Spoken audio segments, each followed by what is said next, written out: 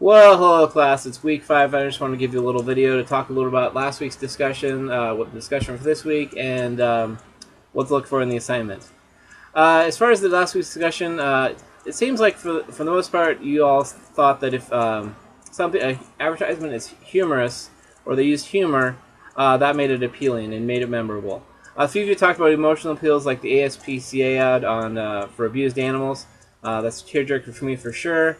But yeah, for the most part, that's humor was the overarching theme. So keep up the good work on the discussion. Remember, don't just post your own comments. Respond to other people's comments, so it's discussion, not just a posting of commentary.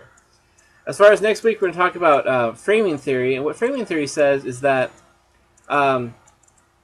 you can depict news in different ways by the angle you use. And what we see this a lot is with CNN, Fox News, and MSNBC. And there's debate about what the slant is, but each of them talk about news events differently. You think back to the Trayvon Martin incident, each news outlet's talked about it a little bit differently, and so the audiences got a different story.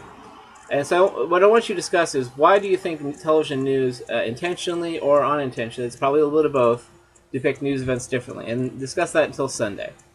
And then for this week, when we're talking about verbal communication, what I want you to think about is, what can verbal communication do that other types of communication can't? We're not just talking about nonverbals. What can verbal communication do that other types of communication aren't able to? How is it different from other types of communication? And your assignment for is on actually for next week is on nonverbals, and that's for next week. It's due on Sunday at midnight. And what I want you to do is I want you to go to a public place and observe people. So don't let them know that you're observing them. So don't be weird about it or creepy. But go to a public place like a restaurant, mall, shopping center, that sort of thing.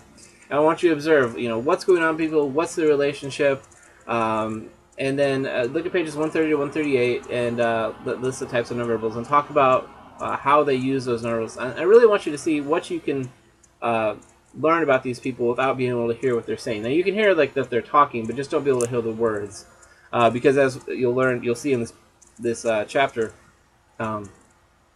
Tone and pitch are considered nonverbals. Just the actual words are considered verbal. So write a one-page times 0 and 12-point double-spaced response. Post that to the Dropbox and do that for next week.